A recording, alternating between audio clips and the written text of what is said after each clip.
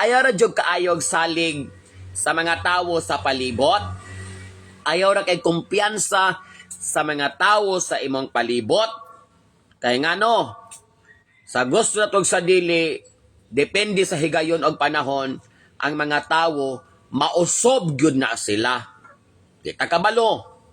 Tungod ba sa kwarta, tungod ba sa posisyon, maunay nakaingon nga nangausob na sila, daghang rason maunang ikaw sa imong kaugalingon dapat dili jud ka magpinasagad. Oh, inani magkaedad na ta, ayaw sigig pangulikta og daghang kang barkada, pwede rag say hi, hello, kumusta? Pwede rag di na kutob. Kay di na necessary kaning nagkaedad na tag 40, 50, muratag mo dalagang barangay captain nga maghakot tag pila ka buok barkada, makigsuod gyud tag daw muratag gobernador, muratag mayor nga amiguhon gyud nato tanan para nako kung magkaedad ka kana nga numbers of friends toxic na kay na siya nunay makahatag og labad sa imong ulo, dili ulo sa ilalom kay mohatag man nagkalipay.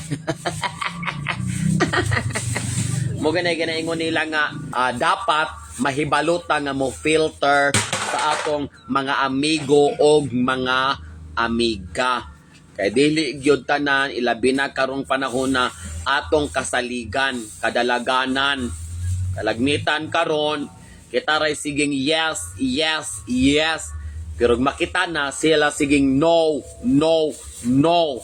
Maunay nakapait mo nang magkaedad ta, ato rang pilion kung kinsay magpabilin sa atong kiliran nga mga amigo o amiga. Magkagulang ta, dapat mahibaluta kinsay tinuod o kinsay plastic nila. Magkagulang ta, dapat dili gud ta mo kumpiyansa. Kay daghan kaayong manggagamit rong panahon na. Daghan kaayong mga tawo nga ungrateful sa atong kinabuhi nga may laman kung okay ra ang tanan.